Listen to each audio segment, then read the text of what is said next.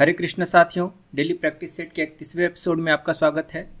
आज इस वीडियो में हम लेकर आए हैं सीजीएल टीयर 1 2023 के 18 जुलाई के शिफ्ट 2 के सवाल। टोटल 25 सवाल हैं और इस वीडियो में हम बेसिक कंसेप्ट के साथ साथ शॉर्ट मेथड भी सीखेंगे। तो चलिए पेन एंड पेपर उठाइए और हमारे साथ प्रैक्टिस करिए। देखिए कि कितनी देर में आप सवालों को सॉल्व कर पाते हैं।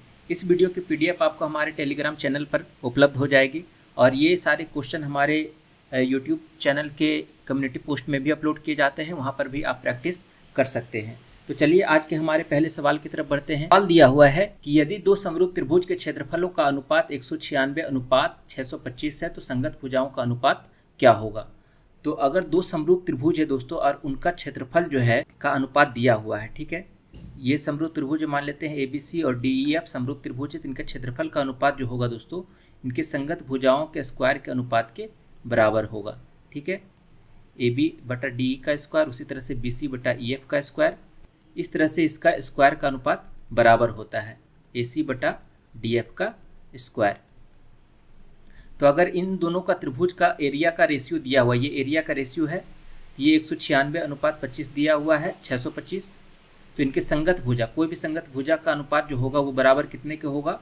मान लेते हैं AB/DE वो बराबर होगा √196/125 625, और ये हमारा बन जाएगा 14:25, ठीक है दोस्तों। चलिए अगले सवाल की तरफ बढ़ते हैं। अगला सवाल दिया हुआ है कि sec theta plus tan theta बराबर 5 है तो find the value of tan theta. तो sec theta plus tan theta बराबर 5 है दोस्तों, तो sec theta minus tan theta जो होगा वो हमारा 1/5 होगा। क्यों? क्योंकि sec square theta minus tan square theta बराबर 1 होता है। तो यहाँ से a minus b into a plus b का मान यहाँ से 1 दिया हुआ है, इसको हम a minus b into a plus b में तोड़ देंगे। तो यहाँ से इन दोनों इक्वेशन को हम सॉल्व करेंगे तो हमारे पास क्या बनेगा, दोनों को घटा दीजिए क्योंकि हमको tan थीटा का मान निकालना है, ठीक है। तो ये दोनों को घटा देंगे तो ये प्लस हो जाएगा और ये माइनस हो जाएगा। तो 2 tan थीटा बराबर बन जाएगा हमारे पास 5 माइनस 1/5 24/5। तो tan थीटा का मान कितना हो जाएगा 24/10 यानी कि 12/5, ऑप्शन डी। चलिए अगले सवाल की तरफ बढ़ते हैं। अगला सवाल दिया हुआ है कि एक समद्विबाहु त्रिभुज की प्रत्येक बराबर भुजा और तीसरी भुजा की लंबाई का अनुपात 3:5 है। यदि त्रिभुज का क्षेत्रफल 30 √11 सेंटीमीटर स्क्वायर है तो तीसरी भुजा की लंबाई क्या होगी। तो हमारे पास एक समद्विबाहु त्रिभुज बना लेते हैं। ये एक समद्विबाहु त्रिभुज जिसकी दो भुजा बराबर है, प्रत्येक बराबर भुजा है 3 और इसका जो बेस है वो 5 है और यहाँ से इसकी ऊंचाई नहीं दी हुई है, ठीक है। तो समद्विबाहु त्रिभुज की ऊंचाई निकालेंगे तो कैसे निकालेंगे, तो अगर यहाँ से हम इस पर लंब डालेंगे तो ये जो होगा तीसरी भुजा को बराबर भाग में विभाजित करेगा, ये 5/2 हो जाएगा। तो ये हाइट कितना हो जाएगा √3 स्क्वायर माइनस 5/2 का स्क्वायर। तो बन जाएगा हमारे पास कितना 9 चौका 36 में से 25 जाएगा √11/4, ठीक है। ये बन गया हमारे पास। इसका एरिया कितना होगा दोस्तों, यहाँ से एरिया अगर समद्विबाहु त्रिभुज का निकालेंगे तो एरिया क्या होता है हाफ इंटू आधार इंटू ऊंचाई, ठीक है। तो यहाँ से हम निकाल लेंगे हाफ गुना आधार कितना है 5 और ऊंचाई कितना है अभी निकाला हमने √11 और √4 को हम 2 लिख सकते हैं। ये हो गया हमारा यूनिट स्क्वायर और इतने यूनिट स्क्वायर जो है वो बराबर है कितना के 30 √11 सेंटीमीटर स्क्वायर के। तो √11 कैंसिल हो जाएगा, ये 5 6 का 30 हो जाएगा। तो 1 यूनिट स्क्वायर बराबर कितना हो जाएगा 6 × 4 24। तो 1 यूनिट बराबर कितना हो जाएगा √24 मतलब 2√6, ठीक है दोस्तों। अब हमसे पूछ रहा है कि find the length of third side. Third side का लेंथ कितना है 5 यूनिट। तो 5 यूनिट बराबर कितना हो जाएगा 10√6, 5 × 2 हो जाएगा, ठीक है। तो हमारा जो ऑप्शन हो जाएगा वो ऑप्शन ए हो जाएगा। चलिए अगले सवाल की तरफ देखते हैं। अगला सवाल दिया हुआ है कि एक फैक्ट्री में बर्तन मैन्युफैक्चर किए जाते हैं, ABC में बर्तन बनाए जाते हैं। यदि कुल प्लेटें 3260 है तो संयंत्र B द्वारा कितनी प्लेटें बनाई जाती है। तो प्लेट वाला कौन सा है हमारा, यहाँ है, इस पर जाएंगे। इसमें हमारा प्लांट भी कौन सा है, ये वाला पोर्शन। तो ये वाला पोर्शन देखिए कि यहाँ से यहाँ तक कितना है, ये है 20% और इधर है 60%, यानी कि ये बीच का हो गया 40%। तो 40% टोटल है 100%, ठीक है। तो 100% बराबर दिया हुआ है 3200 60, यानी कि इसका जो टोटल प्लेट्स है 3260 है इसमें, तो 100% बराबर 3260 हो जाएगा। तो 40% कितना हो जाएगा, 3260 भागा 100 और गुना 40। ठीक है, अब इसको हम निकाल लेंगे तो कितना हो जाएगा, 6 चौका 24 और 4 दूनी 8, 2 10, 4 तिया 12 और 1 13, 1304 जो है हमारा आंसर आ जाएगा। चलिए अगले सवाल की तरफ बढ़ते हैं। सवाल दिया हुआ है कि 1/sin theta plus 1/tan theta 1/sin theta minus 1/tan theta, तो ये कितना बन जाएगा, a plus b into a minus b, a plus b into a minus a square minus b square. तो 1/sin थीटा का स्क्वायर कितना, cosec square theta, और इधर बन जाएगा कितना, 1/tan theta cot square theta, और इसका वैल्यू जो होता है हमारा 1 होता है। ठीक है, ऑप्शन डी। चलिए अगले सवाल की तरफ। अगला सवाल दिया हुआ है कि किसी वस्तु को 2000 रुपये में बेचने पर अर्जित प्रतिशत लाभ उसी वस्तु को 1200 रुपये में बेचने पर होने वाली प्रतिशत हानि के समान है। उस वस्तु को किस कीमत पर बेचा जाना चाहिए कि 20% का लाभ हो। तो 2000 रुपये में बेचने पर अर्जित प्रतिशत लाभ, तो मान लेते हैं कि हमारे पास CPX है, तो 2000 पर अगर बेचेंगे तो लाभ कितना हो जाएगा, 2000 माइनस एक्स, और परसेंटेज में करेंगे तो बटा x गुना 100 हो जाएगा, बराबर 1200 रुपये में बेचने पर होने वाली हानि, तो हानि कितना हो जाएगा, x minus 1200 divided by CPX और गुना 100, ये बराबर है। तो यहाँ से आप निकाल लीजिए x का मान कितना निकल कर आएगा, ये हो जाएगा 2x बराबर 2000 प्लस 1200, ये हो जाएगा 3200, और x बराबर हो जाएगा 1600। ठीक है, अब CP निकल गया 1600, तो SP कितना निकल कर आ जाएगा 20% के लाभ से, तो 1600 20% बराबर 1/5 यानी कि 6/5 निकालेंगे, ये हो जाएगा 20, 6 दूनी 12, 16 गुना 12 192, 1920 हमारा आंसर होगा। चलिए अगले सवाल की तरफ। अगला सवाल दिया हुआ है कि 24,963, 24,973, 24,983 और 24,993 डिविजिबल बाय 7। ठीक है, तो 7 से डिविजिबल कौन सा संख्या है। तो 7 से डिविजिबिलिटी का हम आपको एक कंसेप्ट बताएंगे, दो मेथड बताएंगे। एक तो पहला तो ये है कि इसके लास्ट वाले डिजिट को दुगना करके और शेष संख्या से घटा देंगे, अगर संख्या डिविजिबल है तो पूरी की पूरी संख्या डिविजिबल हो जाएगी। ठीक है, जैसे हमारे पास 24,983 उठा लेते हैं, तो 24,983 में से 24,998 माइनस लास्ट का जो संख्या है 3, उसको दुगना कर देंगे तो ये हो जाएगा 6, तो 24,992। अगर ये संख्या डिविजिबल है, अगर फिर इसको छोटा करना है तो इसको और छोटा कर सकते हैं, 249 में से लास्ट की संख्या का दुगना घटा देंगे, तो ये बन जाएगा हमारे पास 243। आप देख लेंगे कि 243 जो है 7 से डिविजिबल है, तो ये पूरी की पूरी संख्या 2 से डिविजिबल होगी। ठीक है, अब दूसरा मेथड क्या है कि दूसरा मेथड है कि आप संख्या को ग्रुपिंग कर दीजिए 3-3 के ग्रुप में। ठीक है, दाएं साइड से अगर संख्या बड़ी है तो ग्रुपिंग कर दीजिए दाएं साइड से। तो यहाँ पर देखिए कि 24,983 को ग्रुपिंग कर देते हैं दाएं साइड से। ठीक है, इधर से, और इधर 2 ही संख्या बन रहा है तो इसको हम 0 बैठा देंगे। ठीक है, तो अब यहाँ से 24,983 में हम 1, 3, 2 से गुना करेंगे, इसमें 1 से, इसमें 3 से, इसमें 2 से, फिर इसमें भी 1 से, इसमें 3 से और इसमें 2 से गुना करेंगे। ठीक है, तो ये बन जाएगा हमारे पास 4 और 6, इधर हो जाएगा 10, 4 गुना 1 प्लस 2 गुना 3 6, ये हो गया 10, और इधर कितना हो जाएगा 3 प्लस 8 24, 3 27 प्लस 18, ये हो जाएगा 45। ठीक है, तो अब इन दोनों का डिफरेंस कितना है, इन दोनों का डिफरेंस देख लेंगे, 45 में से 10 हो जाएगा 35, यानी कि अगर 35 7 से डिविजिबल है तो पूरी की पूरी संख्या 7 से डिविजिबल होगी। ठीक है दोस्तों, तो ये जो कॉन्सेप्ट लगाना है आपको लार्ज नंबर के लिए लगाना है। अगर स्मॉल नंबर है तो आप लास्ट डिजिट का दुगना करके रेस्ट संख्या से उसको घटा के आप जो है परिणामी संख्या अगर 7 से डिविजिबल है, विभाजित है, तो पूरी की पूरी संख्या 7 से विभाजित होगी। चलिए अगले सवाल की तरफ। सवाल दिया हुआ है कि sin 2x plus 2 sin x 2 sin 4x plus sin 6x।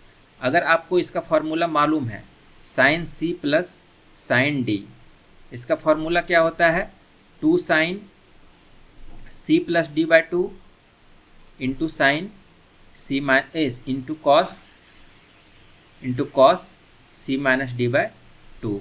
ठीक है, तो यहाँ से इस साइन को उठाइए और इस साइन को, 2 और 6 8 है। ठीक है, तो ये बन जाएगा हमारे पास कितना 2 6 8 भागा 2 यानी कि 4x, और into cos 6x minus 2x कितना 4x बटा 2, ये हो जाएगा हमारे पास कॉस 2x। ठीक है, अब उसके बाद हमारे पास 2 साइन 4x ऑलरेडी यहाँ पर हमारे पास है, तो ये हो जाएगा हमारे पास 2 साइन 4x। अब हमारे पास 2 साइन 4x कॉमन ले लेंगे, तो 2 साइन 4x हमने कॉमन ले लिया, बन गया हमारे पास cos 2x प्लस 1। और cos 2x प्लस 1 का हम फार्मूला जानते हैं क्या होता है, 2 cos स्क्वायर x। ठीक है, 2 cos स्क्वायर x। तो टोटल हमारे पास कितना बन जाएगा, 2:2 हो जाएगा 4, और साइन 4x इंटू कॉस स्क्वायर x। ठीक है, तो ये वाला ऑप्शन किस में आ रहा है हमारा, इसमें आ रहा है ऑप्शन ए में। तो अगर आपको फार्मूला याद है तो आराम से आप बन जाएंगे। तो ट्रिगोनोमेट्री में sine C plus sine D, cos C plus cos D, sine C minus sine D, cos C minus cos D, ये फार्मूला आप याद करके जाएं तो ट्रिगोनोमेट्री की इस टाइप के सवाल आसानी से बन जाएंगे। चलिए अगले सवाल की तरफ। सवाल दिया हुआ है कि 405 अनुपात y, फिर प्रपोर्शन दिया हुआ है y अनुपात 125 है, y ग्रेटर देन 0 है, find the value of y का मान पता करना है। कितना हो जाएगा, इसको गुना करेंगे और इसको आपस में गुना करके दोनों को बराबर करेंगे, तो y स्क्वायर बराबर हो जाएगा 405 गुना 125। ठीक है, y निकालेंगे, ये हो जाएगा हमारा रूट, ये बन जाएगा हमारे पास रूट 125 है, इधर 5 निकलेगा तो 625 हो जाएगा, और गुना इधर 5 से करेंगे तो ये 81 हो जाएगा। 625 का होता है 25 और 81 का 9, 25 × 225 नमा 225, हमारा ऑप्शन 1 आंसर हो जाएगा। चलिए अगले सवाल की तरफ। एक पुलिसकर्मी एक चोर का पीछा करता है जो पुलिसकर्मी से 600 मीटर आगे है।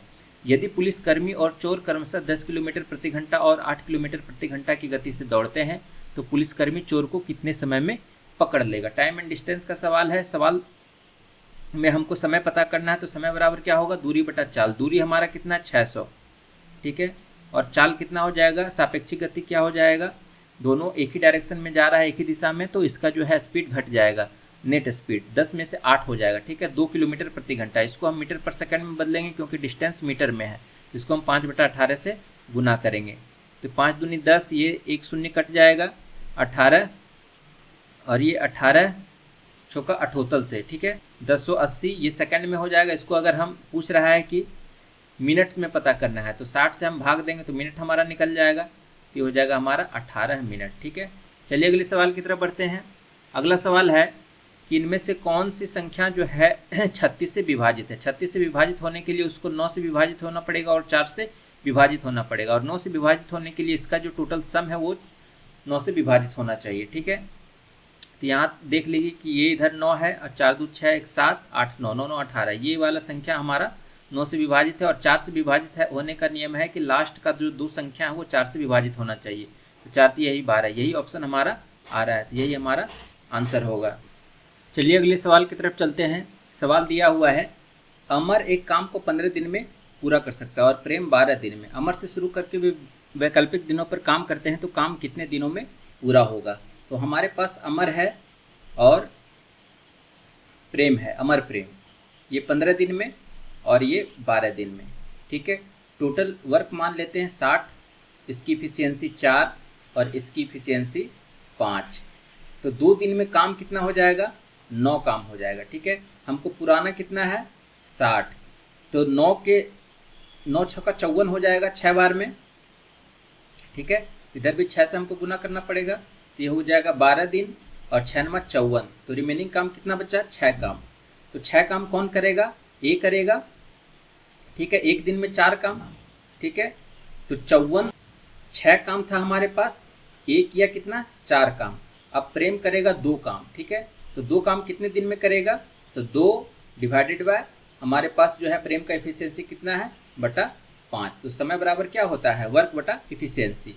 तो यहाँ पर हो जाएगा हमारे पास 12 और 1 13, 13.2/5। ठीक है, ये हमारा आंसर हो जाएगा। चलिए अगले सवाल की तरफ बढ़ते हैं। सवाल दिया हुआ है कि ए और बी अकेले किसी काम को क्रमशः 4 और 9 दिन में पूरा कर सकते हैं। यदि वे दोनों बी से शुरू करके वैकल्पिक दिनों पर काम करें तो काम कितने दिनों में पूरा हो जाएगा। ठीक पीछे ही वाला सवाल है, बस इसमें 20 से शुरू किया हुआ है। ठीक है, तो यहाँ पर देखिए कि 4 और 9 है, तो इसका जो एलसीएम कितना हो जाएगा 36, तो ए का एफिशिएंसी कितना हो जाएगा, ए का 4 दिन है तो इसका एफिशिएंसी हो जाएगा 9 और बी का एफिशिएंसी हो जाएगा 4।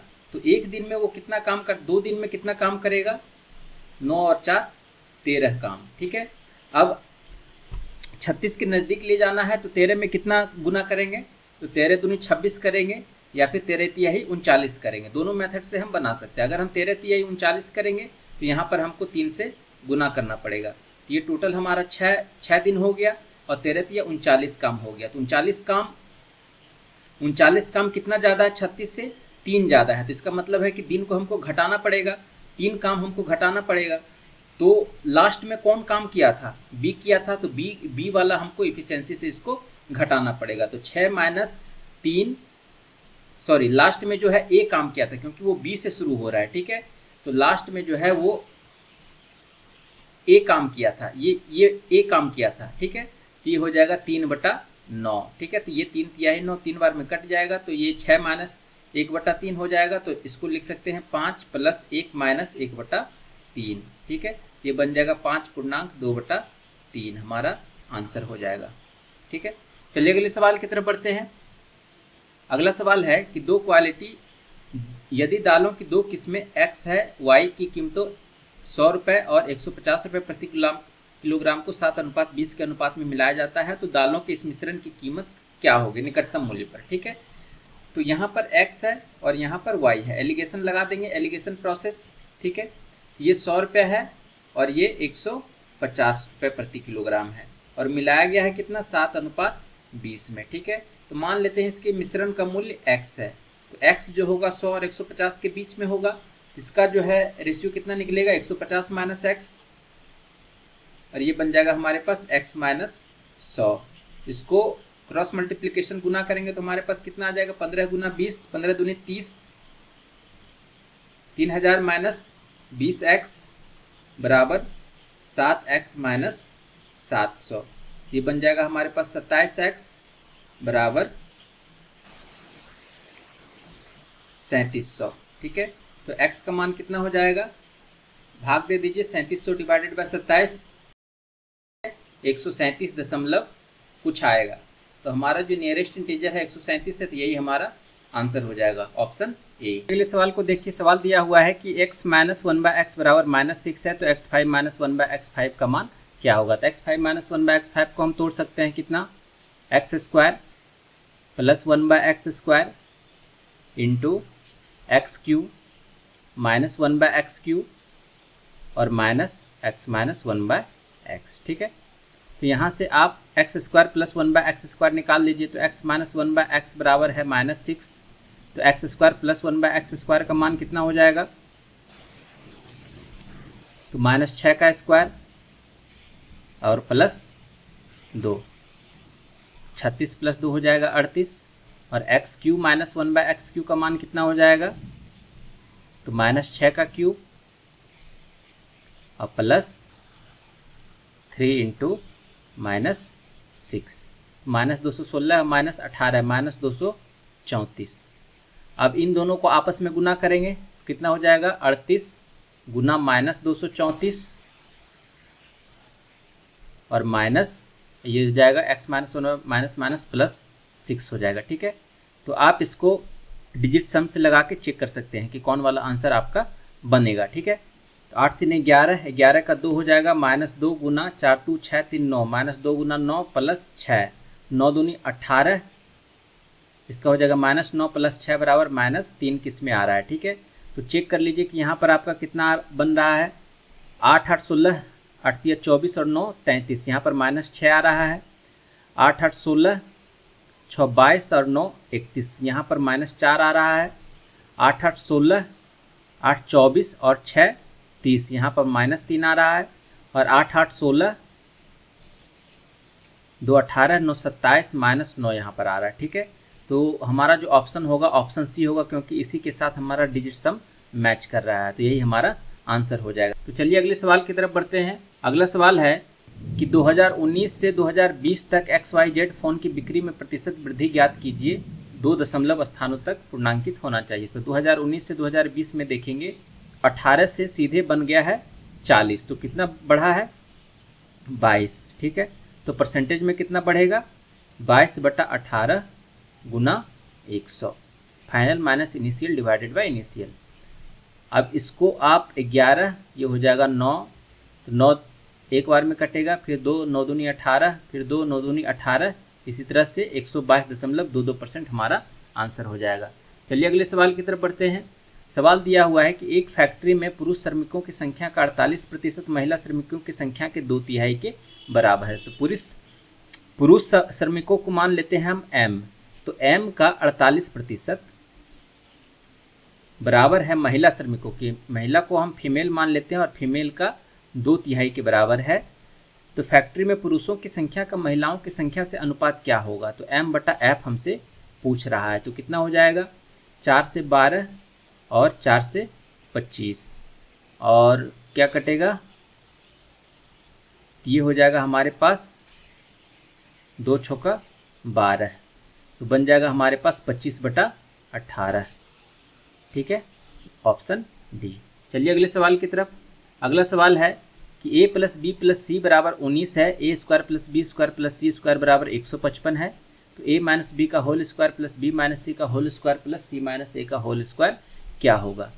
तो बहुत ही आसान सा है, आप इसको स्क्वायर करके भी बना सकते हैं।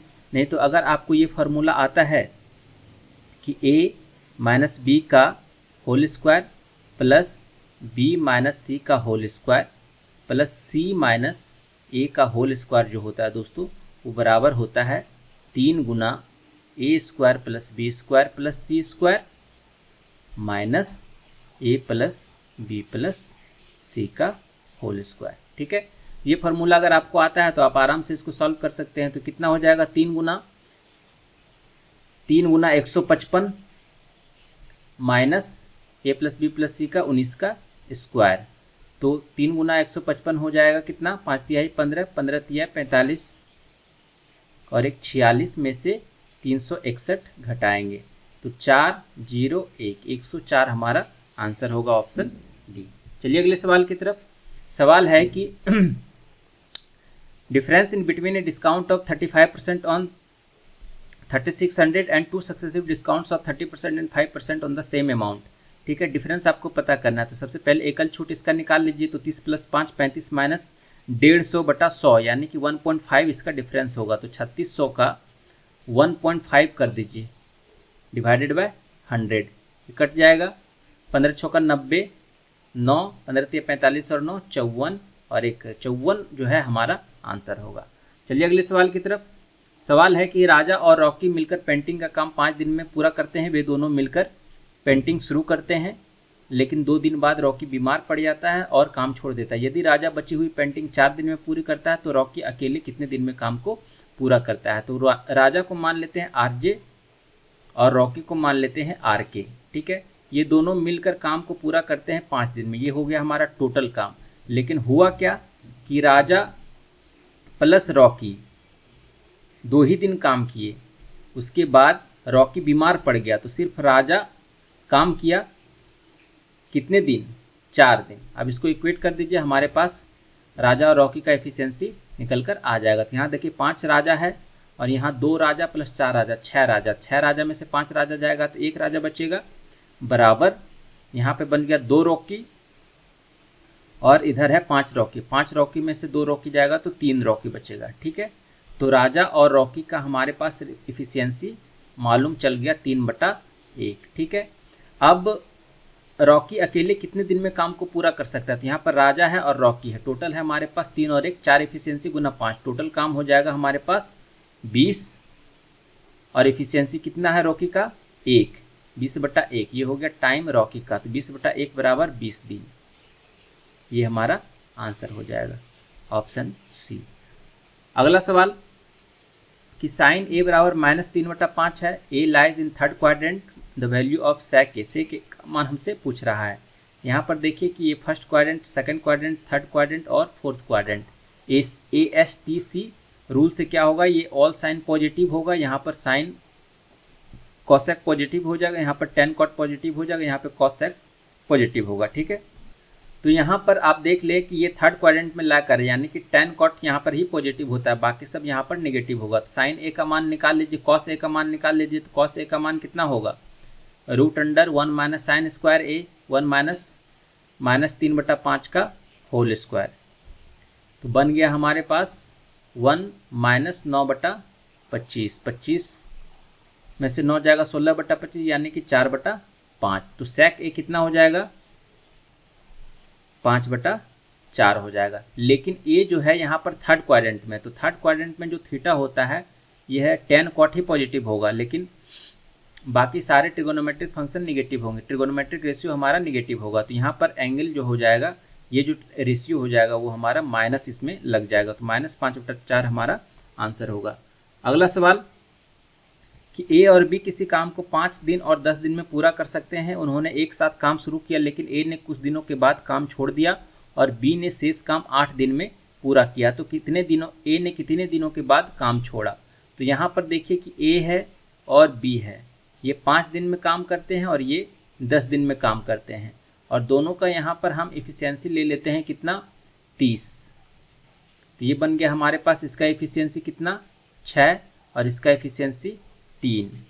तो एक साथ काम किया, यानी कि दोनों ने एक साथ काम किया। पहले 6 + 3 9, मान लेते हैं टी दिन काम किया एक साथ। टी दिन के बाद ए बीमार पड़ गया और बी ने शेष काम किया 8 दिन में, यानी कि बी का एफिशिएंसी 3 है और ये 8 दिन में पूरा किया, और टोटल काम था हमारा 30। इसको बराबर करना होगा 30 से। तो 9 टी बराबर कितना हो जाएगा, 30 में से 24 गया 6, तो टी बराबर हो जाएगा 6/9, यानी कि 3 दूनी 6, 3 तिहाई 9, 2/3 दिन में, यानी कि 2/3 दिन के बाद ए ने काम छोड़ा था।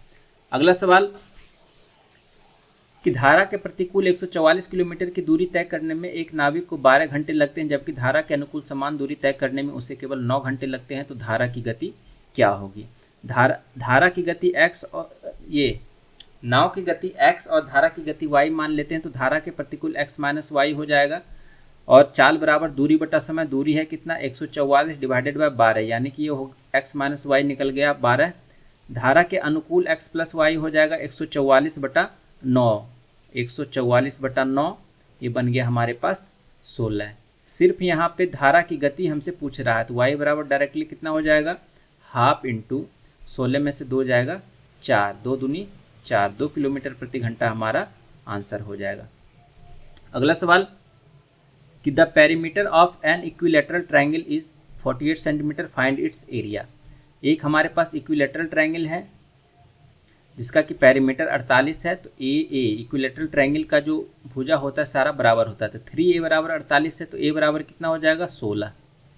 एरिया कितना हो जाएगा, समबाहु त्रिभुज का एरिया √3/4 गुना भुजा स्क्वायर, 16 गुना 16, 4 चौका 16, 16 चौका 64, √3 हमारा आंसर हो जाएगा।